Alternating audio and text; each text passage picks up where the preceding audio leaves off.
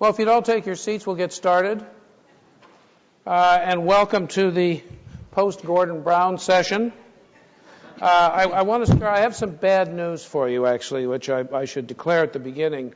At the beginning of his presentation, Gordon said that he was a Presbyterian and that Presbyterians were inclined to be pessimistic. Well, you may be in tears by the end of this because I'm a fellow Presbyterian. So by the time we get through this, there may be suicides taking place in large quantities in the audience, and particularly because of the subject. We're going to talk a little bit about Rio Plus 20. I'm David Runnalls, by the way. I'm also old, and old enough to remember both the Stockholm Conference and the Rio Conference and the Johannesburg Conference, who are the sort of predecessors of Rio Plus 20. And I have to admit at the beginning I'm very cynical about or pessimistic, I should say, about the prospects for Rio Plus 20. I was talking the other day to Maurice Strong, who was the Secretary General both in Stockholm and Rio. He told me that in the planning for Rio, he had about 2.5 times as much time to plan the conference as the Secretariat for Rio Plus 20 has, and he reckoned he had between 4 and 5 times the budget that the Secretariat for Rio Plus 20 has. And those of you who followed the discussions will know that they're not proceeding very rapidly. We're 8 months before the conference, and they're still in search of a final agenda. So I think that the Rio Plus 20 conference, for those of you who are interested, is going to need a fair bit of help. And I think we've got an interesting panel in front of us who are people who actually might be the kinds of people who could help. You have a Canadian think tank, a Brazilian banker, a European investment banker, the head of the largest conservation organization by budget in the world. And Wolfgang, we just met 2 minutes ago, so I can't describe you yet. Perhaps you say a little bit about your background? Well, I'm the chair of the PRI, which were mentioned this morning quite heavily, and represent obviously a number of people in the room as well. Super, thank you. Can I just say a couple of things about, and I should say one other thing, the missing link, who has been replaced kindly by Wolfgang, is Jim Balsillie.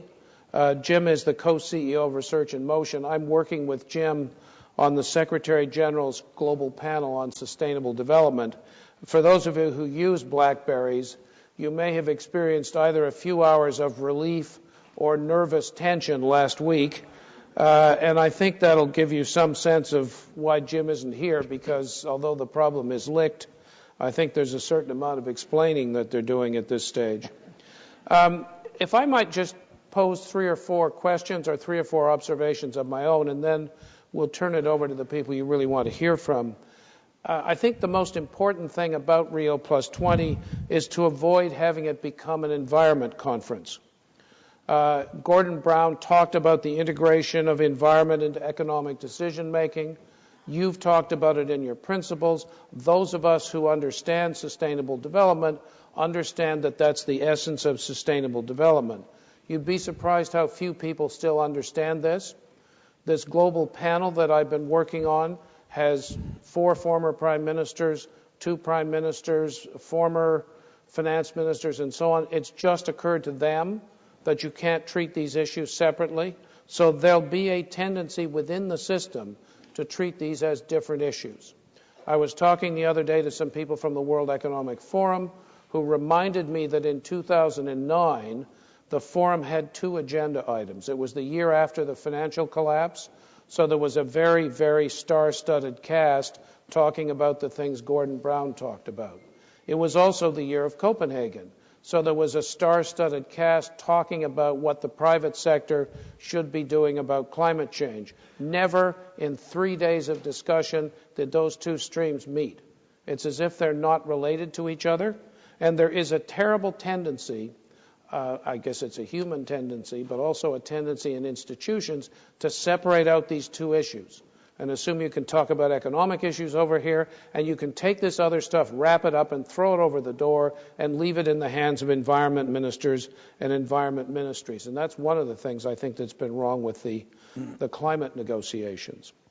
I think the next thing you can do as a group is bring economics to the table. I suppose that's saying the same thing.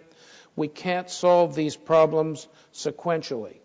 And again, Gordon talked about interdependence, and I'd like us to talk about that a little bit.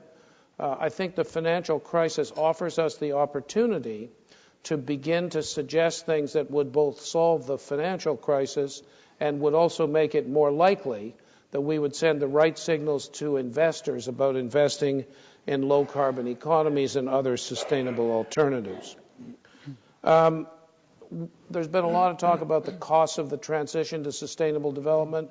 The Stern report gave it 1% to 2%. The UNEP Green Economy gives it 2.5%. The McKinsey cost abatement curve guys 0.5% to 1% of GDP. Doesn't sound like a lot, but that's a very big number. Most governments at the moment are either broke or close to it, and so it's not going to come from public money. It's going to come from public-private money. And it's not going to be Johannesburg-style Part 1 and Part 2 partnerships. It's going to be very large infusions of money. Jigar Shah was saying the other day that it would cost $1 trillion to get rid of a megaton of CO2 emissions. So we're talking about serious amounts of money. And it will only come from you and governments. It'll come from large private pools of money. So there's a discussion to be held there. I was in a room the other day with Kyle Koch-Vaser, who's the chair of Deutsche Bank, and he was talking about the necessity to begin to talk about very big schemes like the famous African solar array in the context of Rio. And here I think is where the financial reform and the sustainable development agendas interact. They begin to converge in the kinds of things Gordon Brown was talking about public fiduciary responsibility, getting rid of short-termism, dealing with market failures like a failure to price carbon adequately, reform of the ratings agencies and the way in which ratings are assigned, both to sovereigns and to companies, and then quite a lot of work that's been done by my own institute, IISD, on subsidies. Governments love subsidies. Politicians love subsidies. The governments of the OECD are now broke, and this may be the last chance to get rid of the $400 to $500 billion a year in carbon subsidies and the $400 billion a year in subsidies to agriculture, which are both economically idiotic but also environmentally idiotic. So these agendas can come together, but they'll come together way more effectively if this comes from the private sector and from the investor community rather than from folk like me. What to do with all of this in Rio? We'll ask our panelists this. My advice is don't wait for governments to figure this out. The Johannesburg conference, which was the last of these, and I warn you, the UN has a tendency to call a conference and then try and figure out what it's all about. I mean, the only reason we're having a conference this year in Rio is because or next year, we had one 20 years ago in Rio.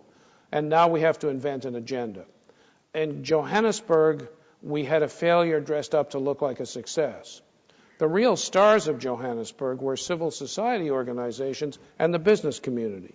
The business community under Sir Mark Moody Stewart organized a business day which attracted the who's who of the corporate executive community. It got wall-to-wall coverage in the press. It was attended by most of the delegates who weren't actually back in the meeting room arguing about removing square brackets and putting in commas, which is their normal occupation.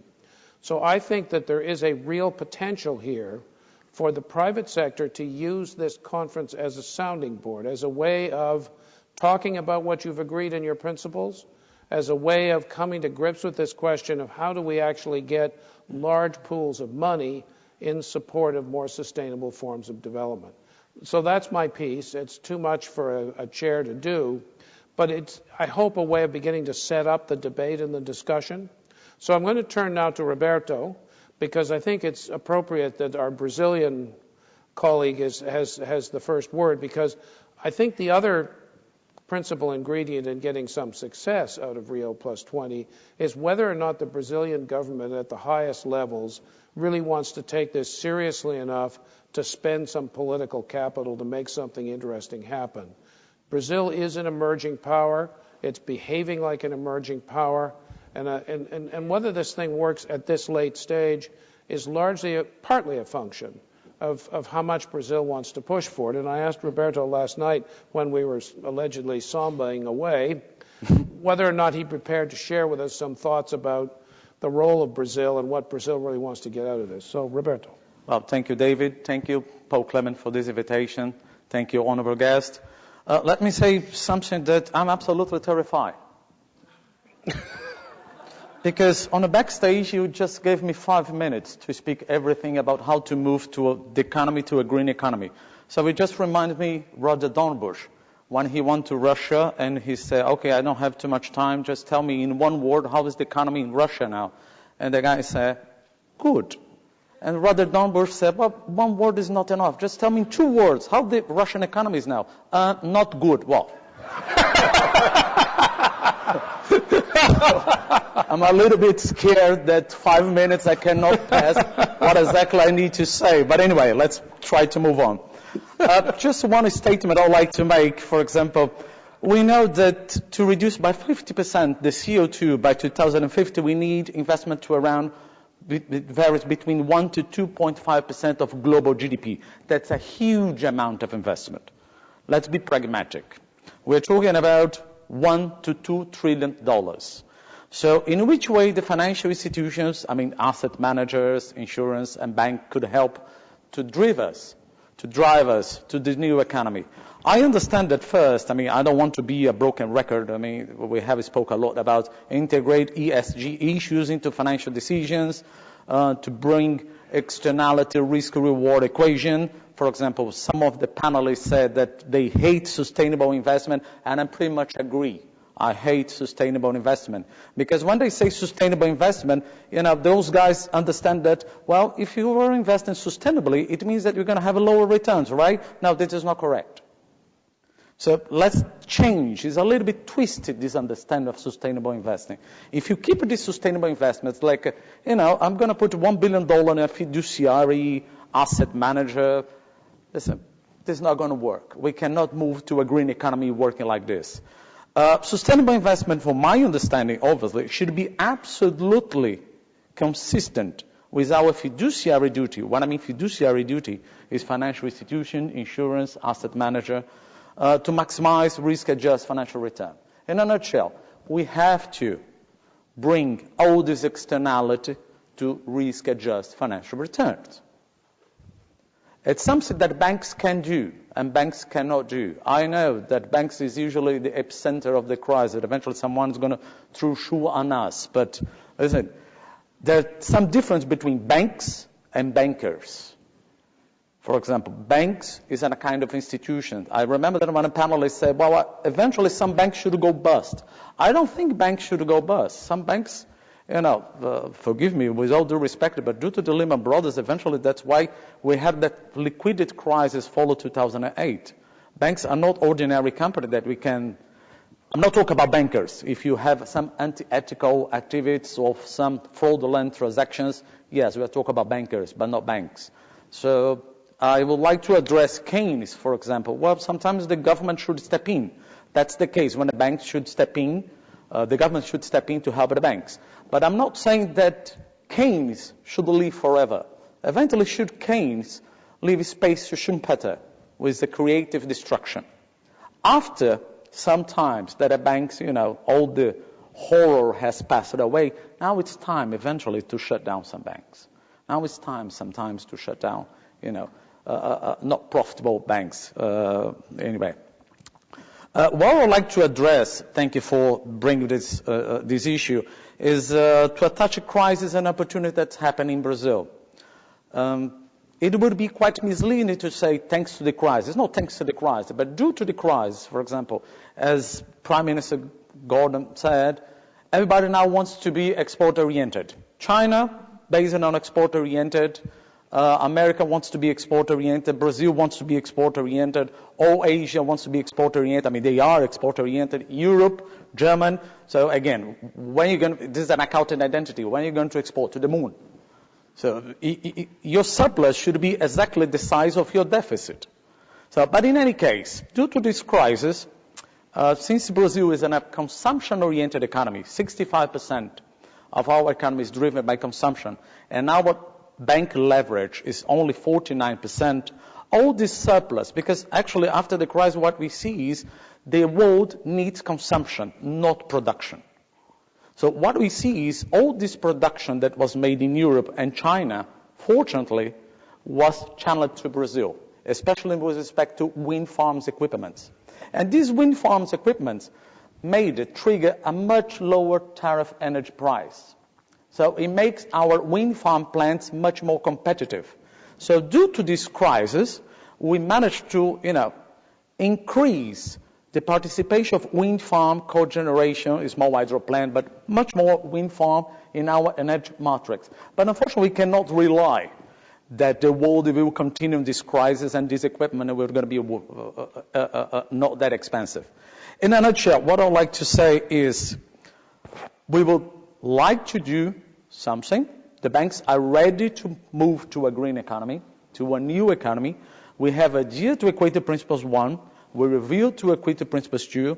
We are reviewing for Equator Principles 3. I would like to take this opportunity to applaud Sean Miller from Citigroup, who is doing a terrific job, because there are different opinions among emerging markets and developed countries in terms of climate change, all of this stuff. And I'm pretty much sure he's doing through hell what they are doing now, try to convince everyone. But what we can do is try to bring more parties to the risk-adjusted equation. Banks cannot do alone. We have a fiduciary duty first, and our responsibility ends when the contract ends with the client. I have a project finance contract. When this project finance ends, I have no longer fiduciary duty. So we need the government somehow to step in along with us. And UNEP FI, what I have seen so far is a strong organization that we could bring the government. I'm not talking about Brazilian government, the whole government. We sit together and show these numbers. We are not talking about philanthropic 1 billion, 100 million. George Soros is going to donate $100 million for poor people. No, we talk seriously. It's $1 to $2 trillion a year. To do that, we need the private sector, which means corporate transparency, accounting, accountability. The private sector, subsector, such as financial sector, and we understand we are ready because we are willing to invest as long as we have a return for that. And what we can do so far is just apply safeguards. We would love to move, but we have a fiduciary duty. And above all, to have the government to implement not just punishment, because in Brazil, sorry, I know that I have 1 minute or you... Yeah, you're quite right. Okay, thank you. And in Brazil until 1990, the environment was just a matter of government issues. It was a matter of punishment. Let's put it this way. Forgive me if I'm wrong. From 1990 to 2000, 2005, it was time for the private sector to step into. Equator Principles, Environmental Management System, IDB, IFC require all financial institutions to adhere to Equator Principles, to have environmental management system. Now we have to move forward. We are not talking about mitigation. We are talking about to move forward to a new economy, sustainable, not only financially speaking, but also environmentally speaking, and we cannot go alone. So we need to join efforts with the government and the private sector and financial institutions. We, as financial institutions, along with UNEP FI, we are ready, but we cannot go alone. So there's something that the audience, I know it's fancy to throw shoes to financial institutions, but it's something that we cannot do. We are ready to do, we are willing to do, and we organize ourselves to do. So what I would say in terms of my expectation for Rio Plus 20 is to really invite the government to tag along this initiative, because we organize ourselves. So I would like to talk to the government to help us, to be absolutely sorry about this cliche. I hate this cliche, but anyway, it's a win-win solution. So that's Thank you, Roberto. Thank you. You did negotiate an extra minute by doing that. I thought that was extremely Thank you. So clever. I didn't need to Remind be me not to terrified. negotiate any deals with you in the near future. Paul, you actually have a concrete proposal for Rio Plus 20, which I hope you're going to share with us. Yes, I will. If I can ask you to imagine a teacher, a portfolio manager, and a company director. The teacher works in London, in the UK. 20th of October is payday, so they're receiving their cheque, from which, of course, their pension contribution has been donated from their take-home pay. Their portfolio manager works for Aviva Investors, part of my team back in London. It just so happens that that pension flow from that teacher's salary goes into a portfolio which she manages. The company director is visiting our firm today and meeting with the portfolio manager, so they will have a conversation. And as a result of that, the portfolio manager will either direct investment towards that company or away from that company. And of course, that investment in part is that teacher's pension contribution. Of course, this scenario is happening every working day, many thousands of times all over the world. And if you aggregate the outcome of those meetings, it defines where capital flows and whether it flows in directions we might consider to be constructive or otherwise. So, what sort of conversation should happen in our meeting room between my portfolio manager and that company director? The teacher probably wouldn't have a particularly well-articulated view, but I think if they were to be quizzed on the outcomes, all they're looking for is a decent income in retirement and to retire into a society and a world which is comfortable with itself. The teacher would need both. They don't want to retire in poverty. Return really matters. Equally, being wealthy in a world that's ill at ease with itself isn't so much fun either. So what is the likelihood of the conversation that happens between the portfolio manager and the company director being aligned with the outcome that we've described that teacher would want to see? Well, I think overall we would probably be a little bit disappointed. There are some reasons for optimism. Some of those meetings are good in the sense that they are aligned around discussing long-term sustainability of that company's business plan. There are many portfolio managers who want to have those sort of conversations. The UN-backed PRI that Wolfgang chairs, the advisory council, has now got about 30 trillion in assets, 900 members. These are portfolio managers that want to have those sorts of conversations. And of course, there are many companies also nowadays that are producing reporting which provide the raw material to form the basis of that sort of a conversation. But I believe in reality today, those sorts of meetings that would be the type that people in this room would like to see are probably still, frankly, a small minority.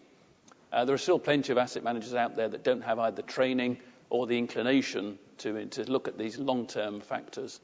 Equally, there are many companies that are providing little or no information to inform that type of a discussion. Bloomberg do an excellent job at trying to manage and collate and disseminate this data, and they're still only finding that less than a quarter of firms are producing anything, and of those that produce research, it falls well short of what one would ideally need.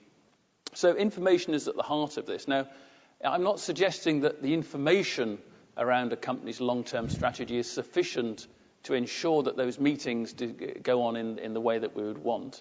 But it's certainly necessary, because without the information, by definition, there's no chance of that portfolio manager and that company director having a discussion around the long-term sustainability of that company's strategy, and therefore ensuring that the capital flows are moving in a direction which we would consider to be aligned with a sustainable economic model.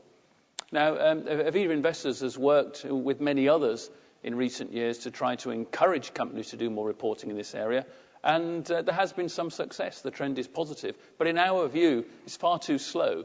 It's not moving quickly enough as a process to ensure that the capital flows which come out of those tens of thousands of micro meetings are moving in the way that would be aligned with building a sustainable global economic model.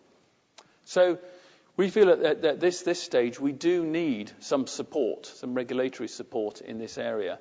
And that's why, with others, we have formed a coalition for a call to action in Rio +20 specifically, because we think the timing is very good. Rio as an event is the ideal type of event where member governments participating there should be looking for something concrete to come out of it. So the call to action which we have launched is to ask the governments at Rio to agree a convention which would then provide a framework for national governments to create a requirement for companies to embed in their reporting an account of the sustainability of their long-term strategy. It's not prescriptive. We're not suggesting there's 20 sides of Excel spreadsheets that need to be fitted in. It's more understanding what that strategy is, understanding the conversations that are happening in the boardroom. And of course, if a company doesn't have a long-term strategy, if for some reason it's not relevant, they're either a small corner shop, if I take an extreme example, well, that's fine because they can explain that. So it would be a comply or explain. But what we would be looking for in Rio is a clear commitment to require companies to provide the information which would form the basis of healthier conversations between those who represent the savings flows and those who are going to invest them in the corporate world. I know there are many in this room that have already expressed support for what we're trying to achieve here, and I would urge the rest of you to consider whether this is something that you might be able to back to make a concrete outcome in a small way, but a concrete way from Rio next year. Thanks very much, Paul. We've now got 2 concrete suggestions, one from Roberto, one from Paul. Mark, you had what I think by budget is the largest conservation organization in the world. It certainly dwarfs any of my miserable efforts in that area. What's on your plate for Rio Plus 20? Well, first, thanks for inviting us here. We appreciate UNEP's leadership, and we appreciate the private sector's focus on this important topic, and particularly the finance sector. At the Nature Conservancy, where I work, we say our mission is to save the lands and waters that life depends on. And we choose those words carefully, so it won't surprise you that we're in the business of saving lands and water, conserving those ecosystems. But why do we do it? Because we say life depends on these systems. So one thing we would like to see happen at Rio is talk about nature differently. People want to protect nature for a bunch of reasons, and there are good ones, nature for nature's sake, biodiversity, et cetera. But in our view, a core matter is that human well-being, economic progress depends on nature. We should think of nature as natural infrastructure, natural capital. And, initiatives, Paul, like the one you've just championed, make a lot of sense, better disclosure, better reporting. But what frustrates us is we see, business people, if we're right that nature serves as natural infrastructure, and I think that's pretty black and white, then it ought to be in business's core self-interest to then make long-term investments in nature. We shouldn't need to talk them into it. It ought to be driven by their desire to boost shareholder returns, et cetera. And so I think there's some encouraging progress that we can talk about at Rio, although there's a lot of work to do. Just a couple of encouraging examples, and we probably will talk about these in Rio. In Latin America, we've had great success organizing what we call water funds. And in each case, it's a variant of the following structure. Downstream users of water who need clean water, rather than building gray infrastructure to clean dirty water, instead, we organize programs whereby those users of water invest in upstream conservation to keep water clean. To keep water clean, to keep the regular nature-based supply of water, et cetera. This is a cheaper way to secure clean water, but what we like about it is there's kind of an aha moment, and people say, I get it. Instead of building a big plant, we invest in nature, and we get something very tangible with economic value for that. In this case, clean water. It's not philanthropy. It's not corporate social responsibility. For example, in Bogota, Bavaria, the brewer, is an investor in one of these programs. So Bavaria is happy to invest in upstream conservation, mostly changing ranching and agriculture practices, in order to secure the clean water they need for their product. Or also in Colombia and Cali, the Sugarcane Growers Association. Again, they need water for irrigation, et cetera. So these are scrappy, agriculture people, not big business, pooling resources to invest in natural capital. A last example, the third one I'll mention, Dow Chemical. And I think this is an important one for me to slow down a little bit on. So Dow Chemical, obviously a global chemical company, big, enormous capital plants, and hardly a clean environmental record. But they have smart leadership who gets, Andrew, starting right at the top with their CEO, they get that they really do depend on nature. For example, all of their plants are enormously dependent on water supply. And their plants are all over the world. So to be sure, they're doing business in places where water supply is a suspect over time. And so the question then becomes, okay, how dependent are you on your water supply? How vulnerable is your water supply? If it's vulnerable, and in most cases it is to some degree, what are you going to do about it? And shouldn't you be thinking about that that item that ought to be on your balance sheet, really, your dependence on water, in the same business-like way you do other things. What you learn, though, is easier said than done. So this is really a good project for the Nature Conservancy. Because, we've got to get better at practicing what we preach, too. So now we work with the engineers of Dow, and we see, well, there's a lot of work to be done. So as important as it is to press for disclosure, and I think that's very important, it's also important for companies to better understand, also for governments to better understand, that there is this dependence on natural capital, figure out what the value of that dependence is, whether there's vulnerability, and then what you might do about it.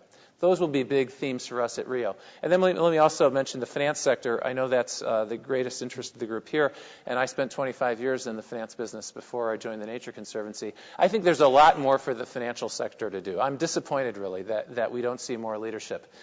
The PRI initiative, Paul, the initiative you mentioned, these make great sense. Although sometimes I worry a little bit. You have investors, for example. I don't want to pick on investors because I think you're trying to do the right thing, signing these initiatives. But I noticed in my days on Wall Street that when you were selling securities, sometimes those initiatives aren't always adhered to. On the one hand, there's a group over here signing the initiatives. On the other hand, investors are not asking the kinds of questions I think they ought to be asking as good investors about, for example, dependence on natural capital. So I think financial company leaders need to push their organizations much harder to do more. Insurers, we know the global insurers are smart. We know global insurers, therefore, are thinking about the catastrophic risks that very well might lie ahead if we don't take a course correction. So why don't those insurance leaders speak up a little more forcefully in behalf of better regulatory schemes and these kinds of things? I think there's a lot more for the financial sector to do. At the Nature Conservancy, we're 60 years old. We have partners in every line of business. We love collaborating with the private sector. And we've had some good partnerships with the financial sector, to be sure. But we would love to partner with financial sectors who want to take companies who want to take a bigger step and do bolder things, like Dow Chemical. Last thing about Dow, it's not like we've got it all figured out. We, by definition, don't. All we've pledged to do is share everything we learn along the way. I'm sure we'll be criticized, and about that we say, great. The criticisms will allow us to do a better job. But the example of the Dow project has already triggered a lot of reverse inquiry from comparable companies, which is quite encouraging to me. That's the kind of thing I think the financial sector should be doing more of. Thanks very much, Mark. I think it's also helpful to be reminded that when one's talking about the environmental aspects of Rio, we're not just talking about climate change. And it seems to me that one of the problems of the force of the carbon debate is it's kind of taken over the discussion on biodiversity and natural capital. I think it's important to get that back in. Can I just add quickly? Sure. All right, so we're thinking about food, energy, water, arable land, forests that not only sequester carbon, of course, but regulate water supply, that protect arable land, that prevent siltation. So thanks for making that point, David. Wolfgang, I'm presuming you'll talk a little about the folks in this room about PRI, and those of us who've been watching from the outside this rather dismal debate about global environmental governance. It seems to me that one of the most cost-effective things that UNEP does is this initiative you're all involved in, where they've leveraged actually a really fairly small amount of money into participation of a number of really major financial institutions in a creative discussion. And I assume you guys have some plans for Rio Plus 20. And I assume you're going to pull the curtain back a little bit now? Okay, well, thanks so much, and thanks for inviting me here for this conference, and particularly for UNEP FI, who actually founded the PRI now 5.5 years ago. And if I think kind of when they founded it together with the Global Compact, it was unclear where this initiative would drive us. So where we are standing now, Paul mentioned it, we are closely approaching 1,000 signatories, $30 trillion under management, a huge success. But if I go out to conferences and I talk and say, what are we doing? I still get a lot of times feedback. And for instance, one I just want to mention, I was at the lead conference from the Global Compact beginning of the year. There were all the corporate responsibility officers of the major companies of the world. I made my presentation, and then they said, Wolfgang, that's all nice and good, but we don't hear this. Our investor relations people don't tell us that you investors are asking these questions, that you have an interest. We get the feedback, it's nice, we have a great sustainability report, but nobody cares. So where is for us the value creation? What is the investors saying?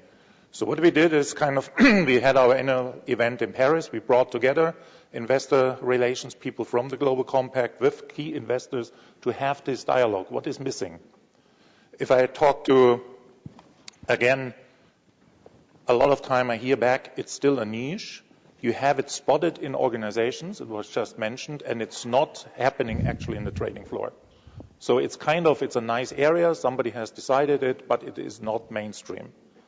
So another critics is, so what have you actually done as the PRI? You tell us, well, you have these all signatures, you have all these funds under management, but besides having nice conferences, where is really the input?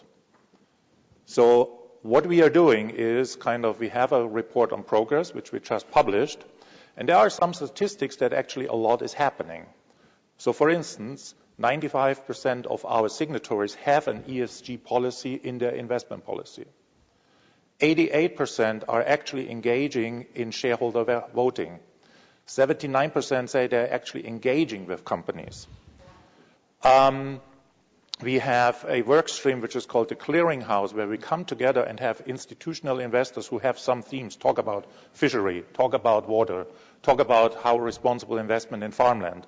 We have more than 500 signatories who have bundled up in various initiatives, and we had 130 actually action points. So there's a lot happening, and that's our mistake so far, we are not celebrating success. We don't bring this out. And what Gordon Brown this morning said, you have to shout. We are not shouting yet. So it's rather invisible. So what we are taking away from this conference and also going forward is that we have to raise our visibility. We have to actually raise our statements, and we need to be active, absolutely more active, because we represent a lot of power. We represent a lot of potentially that we can change things going forward. But so far, I think we were not as active as we are. When I met with Ban Ki-moon, he clearly looked me in the eye and said, Wolfgang, for Rio Plus 20, I want you to report back to me, first of all, what are you investors currently doing? And secondly, what could you do more and tell me what we need to do so that you step up to the plate and drive a much more acting forward. So we have started in Paris, and together with UNEP FI, together with the Global Compact, to see what are some of the themes, some very concrete action items where we can say, this is our demand for the political side, and then the investors would allocate more money and would step up to the plate. We have the Aviva initiative. I would see potentially two other themes which are clearly are driving us. One is short-term, long-term. I think we are absolutely representing mainly pension funds, mainly insurance companies who are invested for the long term. And what is the misalignment with the short-termism in the capital markets? And this has various steps, but some of them might be also politically driven. Some of them are regulatory driven and so on. So to say, what are all the steps which drive us to the short-termism, where everyone from us says we should have a long-term view and a long-term horizon. So we will allocate more resources in, we will do academic research on it, and then have a clear position to say, what can we demand to drive this misalignment? Another one, if I'm currently talking to our own fund managers and ask them, what are you most concerned of? And it's interesting, most concerned are political, environmental, regulatory, volatility, uncertainty. So this is clearly where we say, what can we do to drive and saying, well, we are committed to do long-term investments in the infrastructure and so on, but you on the political side, you have to provide us with stability. You have to provide us with a stable framework in order for us to make this commitment. This will be definitely, we will earmark it much clearer, but will be definitely something for Rio Plus 20 and also going forward. Now, you said briefly whether Brazil is stepping up to the place in Rio Plus 20. From the investment side, I can just say we have a huge success in Brazil. Brazil is one of the most signatory-based. We had our annual board meeting there last year, where a ministry was speaking, so very much politically engaged.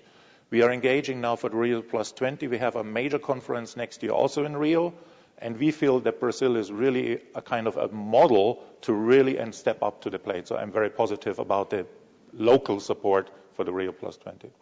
Thanks very much, Wolfgang. And I think it's quite important in your last remarks. You were beginning to talk about merging the overall economic recovery agenda with the sustainability agenda. The whole question, I mean, short-termism is a problem for economic stability as it is for economic sustainability and so on. So I think to the extent that one can begin to address both of those problems at the same time, it does what Brown was talking about in terms of integrating things better. Could we get rid of these lights and perhaps see who's in the audience? See if there's anybody still awake out there? I don't think so. And open it to discussion and comments. I've detected about 4 or 5 potentially major initiatives here from either the PRI or its members or the business community. And obviously, feel free to ask questions or argue with us. But I think it'd be interesting if any of you had any additional things that you wanted or were looking at putting on the table for Rio Plus 20. And if anybody's listening, could they please turn the spotlight off and let us see so we can see the people in the audience? I'm assuming somebody has a microphone. You are quite invisible to us. So if you can just tell us who you are and ask your question, we'll assume you're alive out there somewhere. I think the guy of the spotlight is sleeping in all the audience. Yeah, I think he is, yeah. Who'd like to begin? Hi. First of all, thank you so much. What a tremendous panel. Thank you. I'm Erica Karp. I work for UBS Investment Bank. And I have a million questions for each one of you. But Paul, this is a suggestion. You are a very powerful client of the investment banks. We have a very loud voice in sell-side research in talking about the companies and asking the questions. So my question to you, and then potentially what could lead to an initiative, is, Paul, what are you demanding of us? We serve you. We do what you pay us to do. Are you demanding that our analysts be held accountable to ask the right questions? Because I'm suggesting ask us. Ask us to do it, and then tell us to pay our analysts for asking the right questions. So that's one suggestion with regarding an initiative that maybe that the thank you, and I love you guys. Second question again to Paul. Could you give us a sense of what are the asset owners asking of you, and what are the consultants asking of them to ask also of you?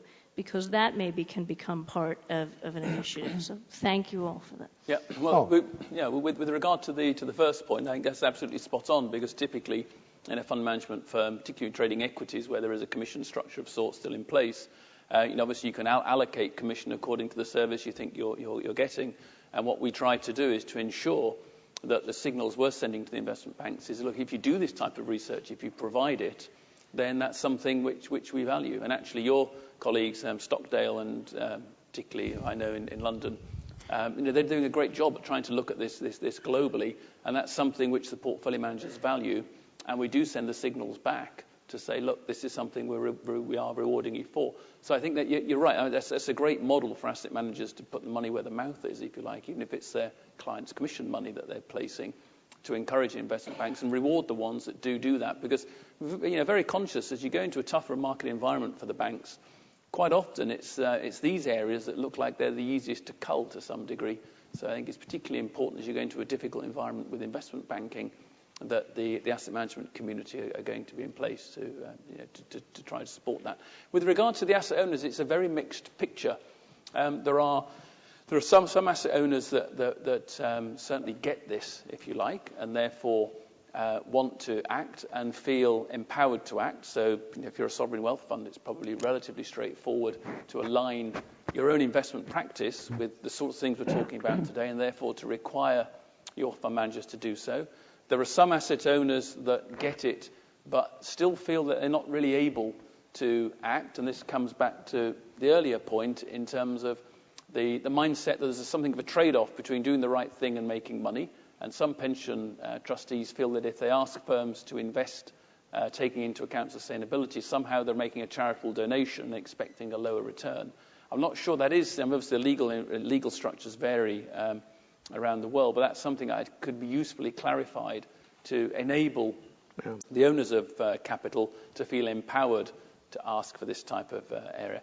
With regard to the consultants, it would be invidious to sort of name individual ones, but frankly it varies. There's one firm that is very much aware, one of the major consultants is very much aware that this will have an impact on their clients' wealth in the long term, and therefore are encouraging their clients, the owners of capital, to think about these issues when they're coming up with their asset allocation. There are other consultants out there who, frankly, don't really emphasize it or view it as a box ticking. So there isn't a clear picture, I don't think, in terms of asset owners. And there's another group, by the way, which are asset owners that are entirely skeptical. I mean, we shouldn't ignore the fact that there are a lot of people out there that view it as tree hugging and really aren't interested. We'd be wrong to ignore that constituency because it's still quite substantial.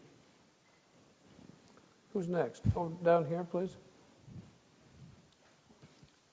Thank you. Max Auster, Climate Neutral Investments. Wolfgang, I was wondering, I really like that you do a progress report to overcome this potential disconnect between signing, declarations and then the act on the ground. And I was wondering, do you also look into qualitative issues? So my concern is a little bit that very often, general company meetings are counted as engagement, but you don't know what's being discussed, or that that asset managers talk about voting, but the voting itself, so what's voted on and how it's voted, is not being looked at, and that might be very well, against environmental or social issues and so on. So that this is in line with the quant element of it. Is that something you're looking at, or you will look at going forward? Mm-hmm. Well, I think there are two aspects. One is that obviously we get under some pressure in saying, are the PRI just providing greenwashing? So what are we, how do you address this, is that we have a very robust reporting system, and we ask specifically kind of what companies are doing and how they progress. And what I mean here, it's very important for us to see that they make some effort and they are on a learning curve. So there are the tops, like the Avivas out there, obviously, but there are those pension funds who only have 3 employees, outsource everything, but still kind of they can make progress, what they're asking for their fund manager and so on. So that is the first that we see, is our signature base actually active? And if they are not reporting, then they will be delisted. So it is very much kind of concrete.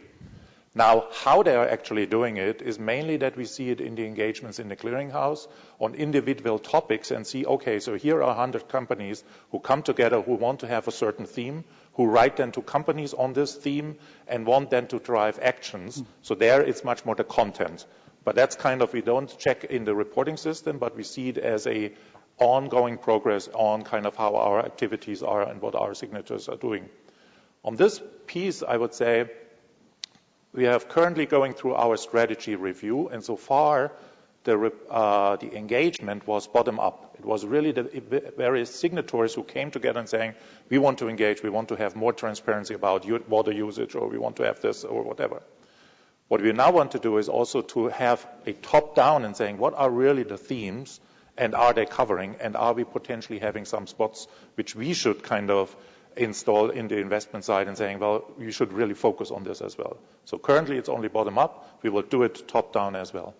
Wolfgang, can I just ask if you have any sort of capacity building aspects to PR? I mean, presumably as Gordon, well, as we all know, but as Gordon Baum stressed, the weight of decision making, the growth in the world economy and so on is in the emerging countries.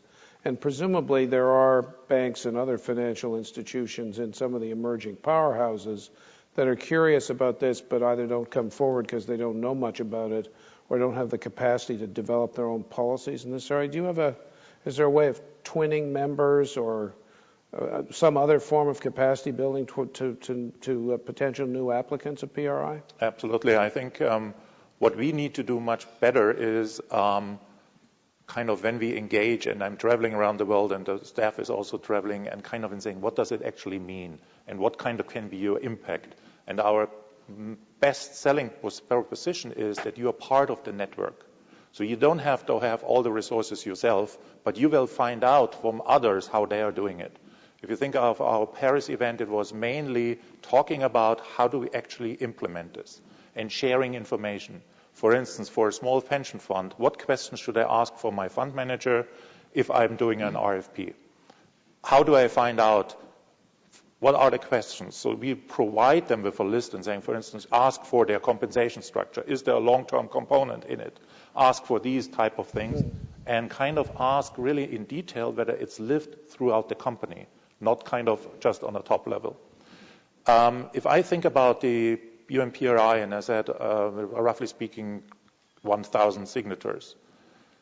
And there are a few who are absolutely out there, top edge kind of drivers, but we have, let's say, 900 who are the massive part of it.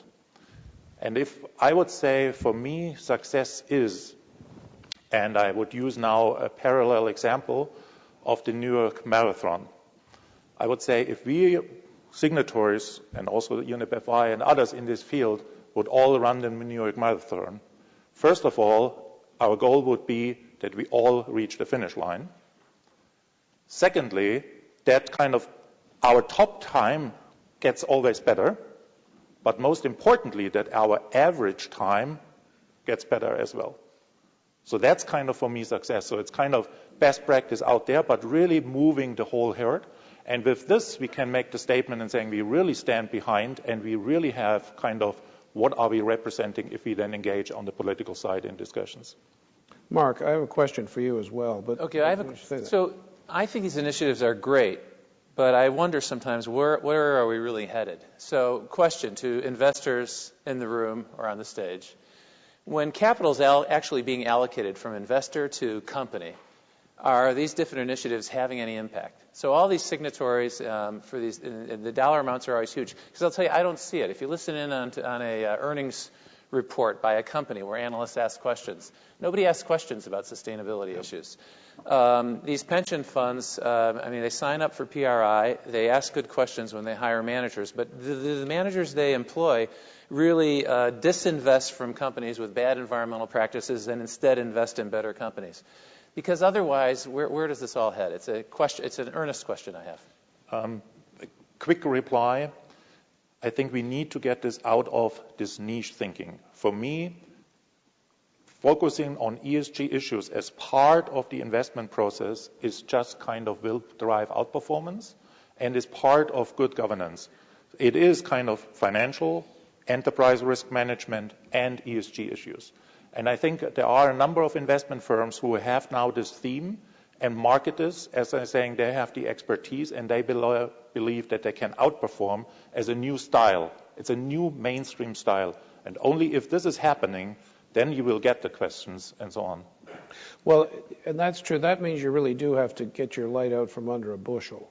Mm-hmm. Because, much of the discussion, I'm sure you've all heard this, much of the discussion about investing for low-carbon economies and investing for sustainable development is, again, it's niche investing. It's small pools of private capital. It's Bill Gates. It's rich people that have good motivation and so on.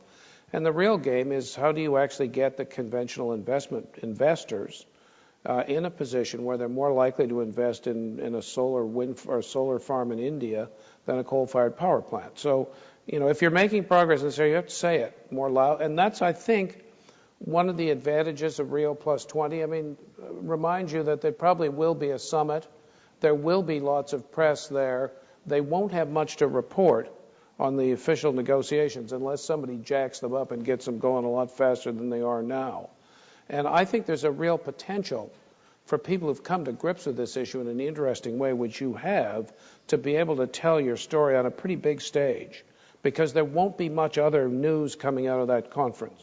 So I think the sort of thing that Paul's suggesting, the sort of thing that you're talking about, the sort of thing that Kyle Koch-Fazer was talking about these very large sort of public-private investment schemes, will get an enormous amount of attention simply because there'll be lots of people there. And at some stage, they won't all sit on the beach at Copacabana because their editors will keep saying, are you going to file any copy?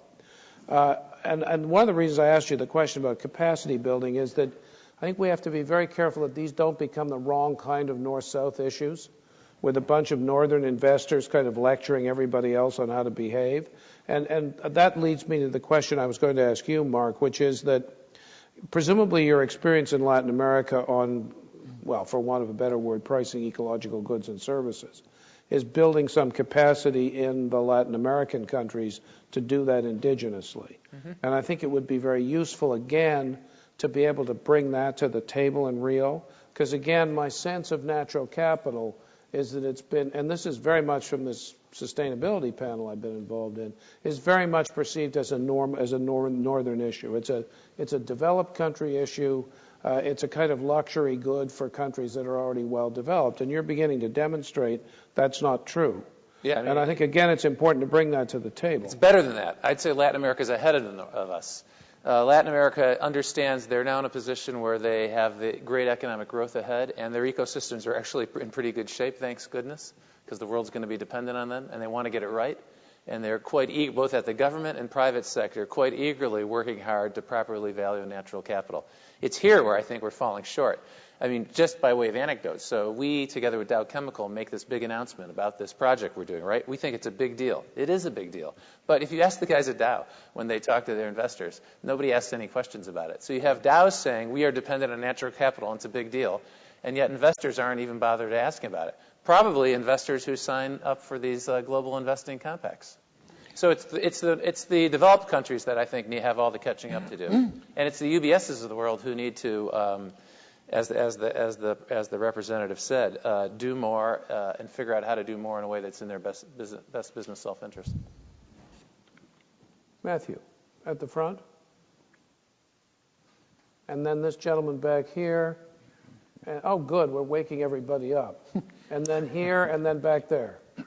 Hi, Matthew Kiernan, Inflection Point Capital. First of all, thanks for an excellent panel. In particular, Mark, we've got to talk later because everything you said resonated very strongly.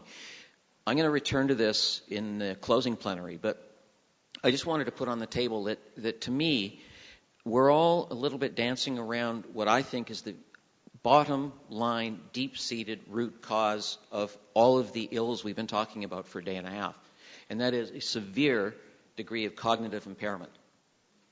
Namely, no, I'm absolutely dead serious. We live in a world, and David, you mentioned Bill Gates. I mean, we live in a world where, for example, not to pick on a wonderful human being, but in the institutional schizophrenia that is, for example, the foundation community, you've got Gates on the operating side doing all sorts of wonderful stuff with a $35 billion corpus that is feeding the good works. They, not to pick on them, but they have specifically ruled out taking cognizance of ESG issues when they invest the $35 billion on the completely delusional belief that it's going to hurt their returns to do so.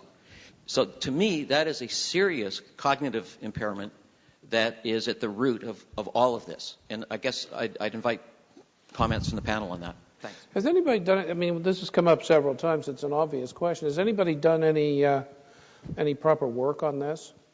I mean, looking at what would be described as sustainable investments and whether or not they actually do yield up a better return, a worse return, or whatever? Isn't that what you do? In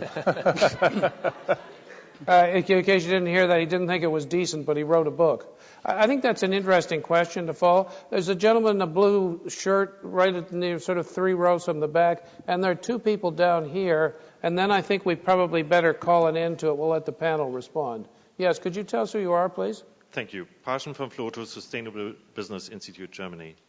Yves de Boer mentioned yesterday the Green Climate Fund as a wonderful opportunity to combine public funding with constructive private sector action plans.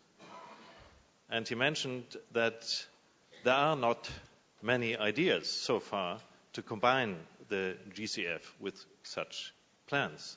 So I wonder whether one of you is ready to give us an idea. What could such an action plan be? Are you ready? Are you prepared for such negotiations between the private sector and the GCF?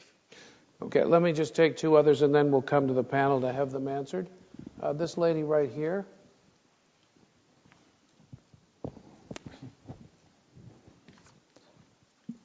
Hi, Cookie Haptagawer.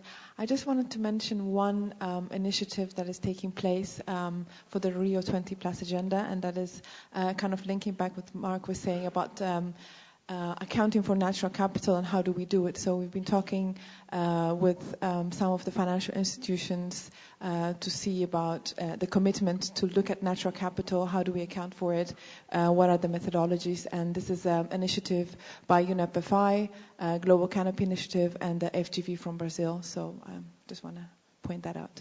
Thank you. Amy? Yes, Amy Franco with the United Nations Environment Program Regional Office from North America. Since Dave is the pessimist, I have to sound a little bit more optimism about the opportunities of the Rio Plus 20 meeting. It is happening. Countries are gearing up, including, of course, the host country. And it's an opportunity. Something will be decided. So the question is, as Dave did put, what would that be? Both the political statements as well as potential initiatives and partnerships. So my question to the panel would be, if you had in your wildest dreams, what governments would agree to, or public-private partnerships that could happen at Rio to move the agenda that you're involved with forward, what would that be? Okay, I think that's partly the same question this gentleman asked about the Green Climate Fund. Does anybody want to respond to that one? Yeah, please. Oh, go ahead, I'll wait. Yeah. Before we go to Rio Plus 20, I just would like to address something that the Brazilian government has done before the crisis, because after the crisis there was no need to implement this kind of policy. In order to move to a renewable energy matrix, for example, our energy matrix is pretty much dominated by hydro plants. It's not the best ever, but it's better than coal or thermal plant. And the national government decided to implement and incentivize renewable energy. But we know that at that time, until 2007, wind farm equipment were quite expensive. And also cogeneration, because we have in Brazil cogeneration using biogas or biomass from sugarcane, which is quite renewable energy and sustainable. But at that time, to compete renewable energy with hydro plant is absolutely unfair, because hydro plant and thermal plant, the energy tariff was much lower. And in Brazil, we have what we call reserve auction. The government established a limit to the tariff, and those guys who bid the lowest tariff win the auction. So if those wind farm plants or solar or sugar cane was, bidding along with thermal plant, obviously they would lose. So the government step into, it's not rocket science, to say, okay, hydro plants, you guys is going to compete to each other along with thermal plants, and new renewable energy is going to compete to each other.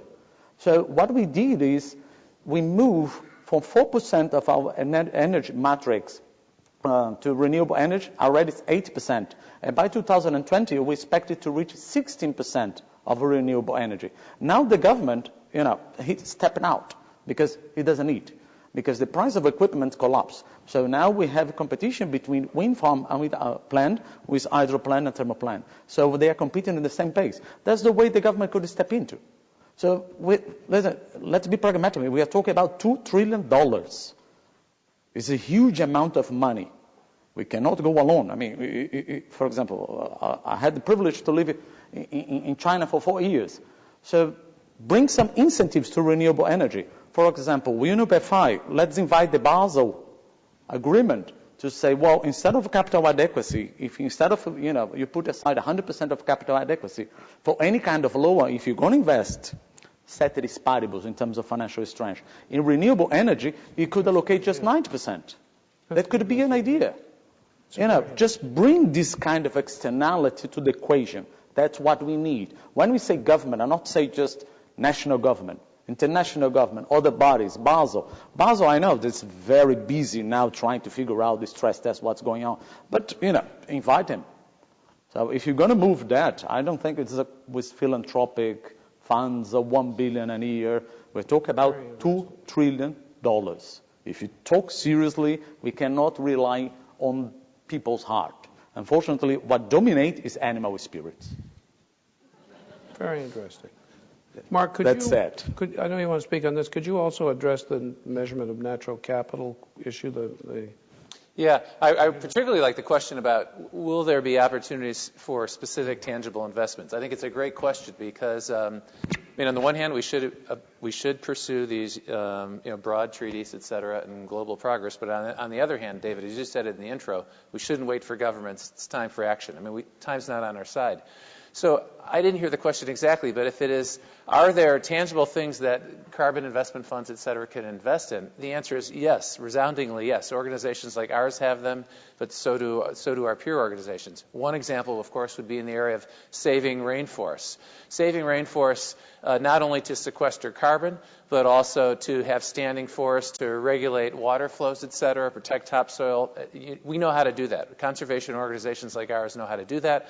And there are returns from the carbon markets. There are returns from sustainable timber operations. Yep. There are returns from intensifying agriculture. We know how to do that. I mentioned the water funds. Again, already across Latin America, poor people are even investing in upstream conservation in order to obtain clean water. So is business. In the area of marine conservation or fisheries, obviously people around the world, especially, again, poor and vulnerable people, depend on the protein from fish. Well, we know how to create marine protected areas that you can think of as fish factories. Basically, a no-take zone is created. That's good for the fish. The fish spill out in the areas where fisheries then can do business in fishing. So there are a lot of very specific and tangible things for the business community to invest in. And while you pursue your global initiatives, I strongly encourage you to pursue that kind of thing so we can show progress. And these examples get people excited. They make things happen. If I can just respond to that gentleman's question as well. There's been some interesting discussion. I think that I can't remember who made the comment about the Green Climate Fund, but I think it was in the context of the fact that it's now basically just government money. And I think there's been a lot of creative discussion about how you use public money to de-risk projects. It may be public money in infrastructure, it may be capacity building, it may be training, it may be in one of the risky parts of the operation, because you don't need a return necessarily on public money. And I remember years ago when the World Bank went from being the principal source of capital for most developing countries to being a sort of fairly minor player, because until the 1990s, the bank was really a very large source of capital. And the bank adjusted to its role by providing value added. So private investors, for example, might invest in a project that had World Bank participation because the bank was capable of doing the project pre-preparation, the feasibility study, the environmental impact assessment, and so on. And if the bank was only putting up 10% of the money, it still provided a really vital component that the private investors would either find difficult to provide or couldn't provide at all. And so I think what we've got in mind is that there is this lump of public money, this Green Climate Fund. It's not big enough to do the kinds of things Roberto's talking about, or that Kyle Koch-Vaser was talking about, this trillions and trillions and trillions. But it's big enough to perhaps, if used imaginatively and without a vast quantity of rules, I mean, not like the CDM, please, being available to help make schemes less risky and more attractive to the private sector. And so far, there seems to be almost no discussion about that in the context of setting up the Green Climate Fund. And that might be a very interesting discussion to have as part of the sort of side events at the Rio +20 conference. Because that's the kind of thing that can really only be discussed by senior government people and senior people in the private sector. Are you wanting to ask a question? You're telling us our time is up. I want to ask a question. Oh, yeah, okay. Everybody's waving on. I'm still waiting for somebody to tell us to shut up, because I think we've gone past our time. Definitely up. Thank you very much. Oh, there you go. Okay, last question. Okay, Absolutely last very brief. question. In fact, I even make it a statement. One relevant piece that may tie together the need for investment and what governments need to do is the global investor statement that was issued yesterday. It's going to be talked about at lunch, which the PRI was one of the collaborators, UNEP FI, INCR, and the regional investor networks.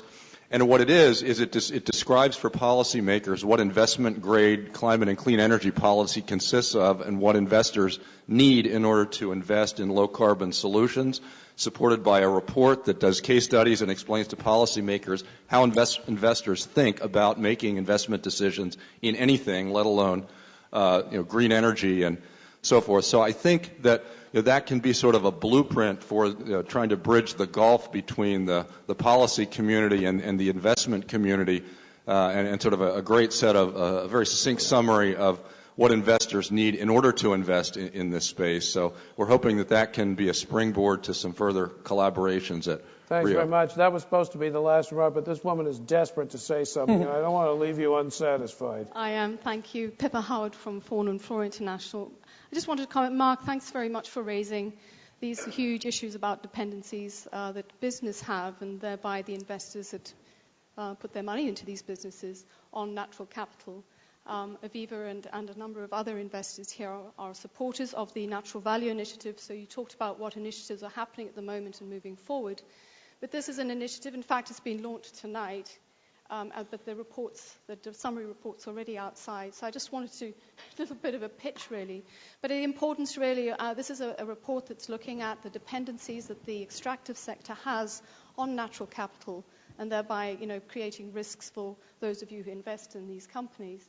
But also, this is the phase 2. The first phase looked at the food, beverage, and tobacco sectors. So there is some information there and a huge amount of dependency that we have, and it's time to recognize that. Terrific. Thanks to both of you. 2 very practical suggestions in the general line of don't hide your light under a bushel. There are good ideas out there. We should surface them. I want to thank all of our panelists. I think this has been a really interesting discussion. Thank you for your participation.